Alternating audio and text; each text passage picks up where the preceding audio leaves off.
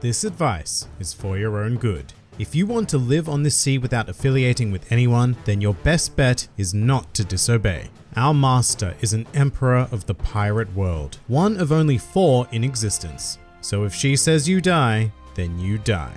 Hello and welcome to One Piece 101, the series that breaks down everyone and everything in the One Piece world. Today we are going to be diving headfirst into one of the most powerful and influential individuals ever seen in the series, the Emperor, Charlotte Lin Lin.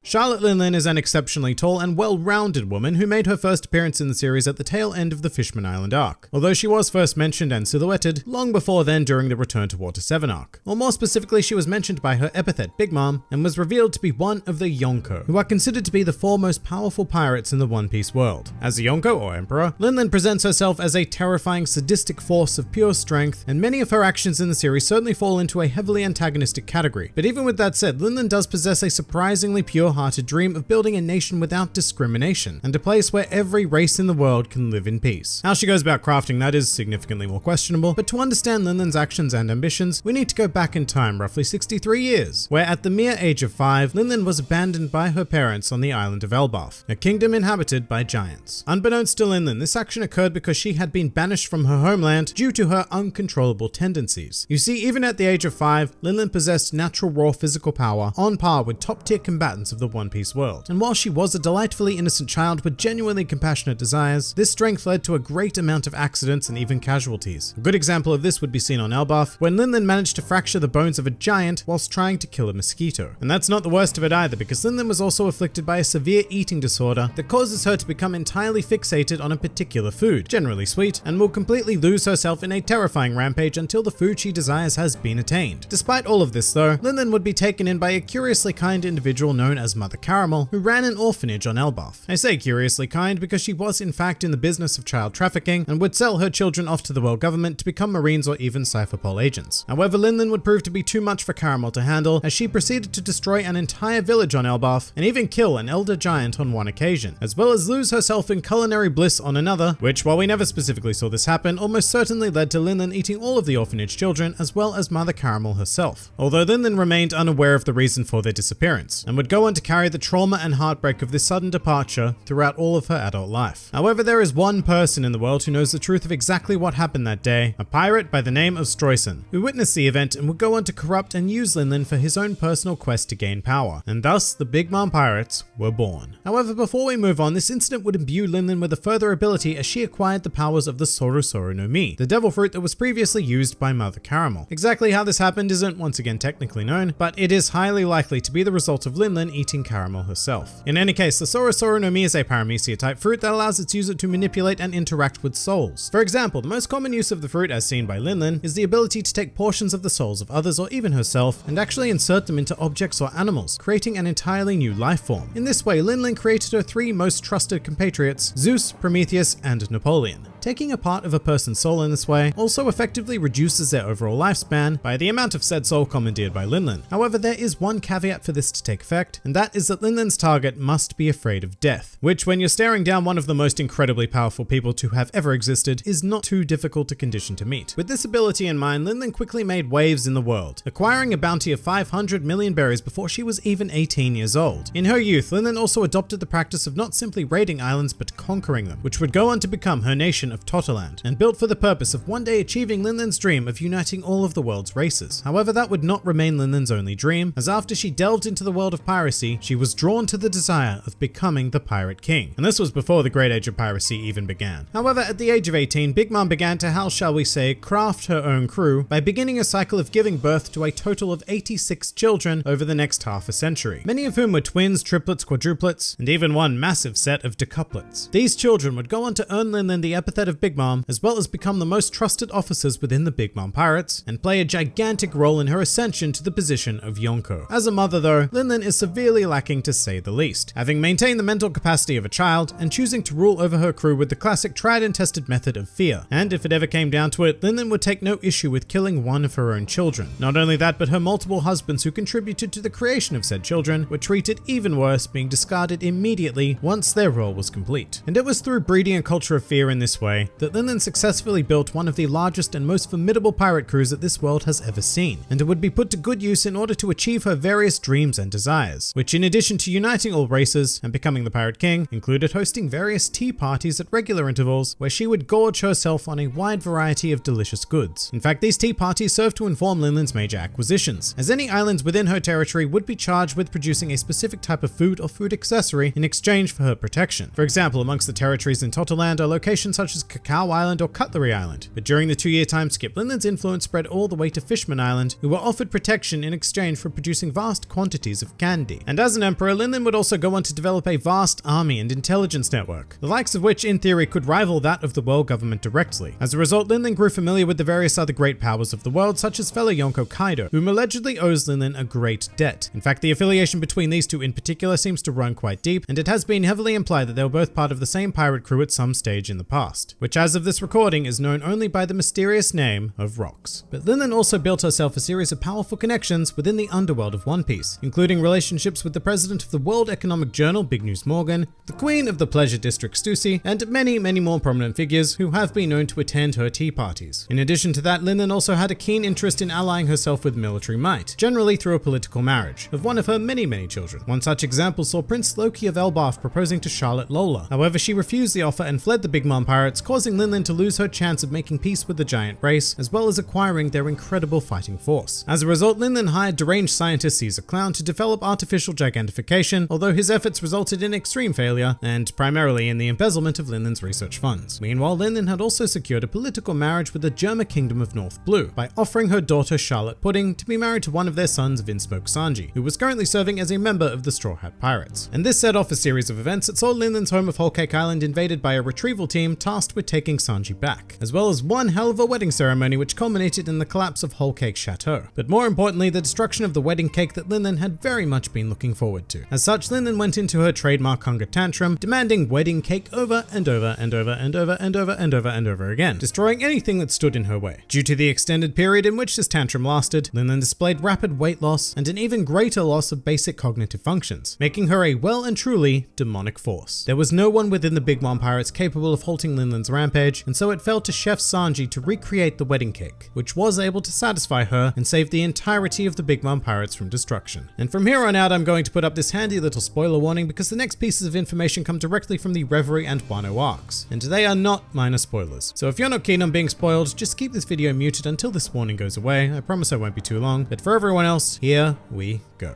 Following the events of Whole Cake Island, Lin Lin developed a strong desire for vengeance against Luffy, and so she left Totoland and followed the Straw Hats to Wano. However, her ship failed to make it to the land of the samurai, and Lin Lin fell into the ocean, eventually washing up on the shores of Wano with no memory of who she was and having reverted back to the innocent persona of her childhood.